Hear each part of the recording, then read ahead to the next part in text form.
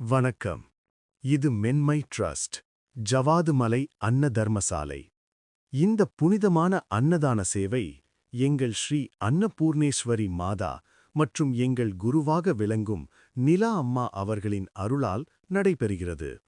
ஜவாதுமலை பகுதிகளில் உள்ள பல்வேறு கிராமங்களில் வாழும் 1500க்கும் மேற்பட்ட வயதான முதியவர்கள், உதவியற்ற நிலையில் இருக்கும் தாய்மார்கள், மூதாட்டிகள், மூதவர்கள் அனைவருக்கும் தினமும் 3 வேளை சத்தான உணவு வழங்கப்பட்டு வருகிறது.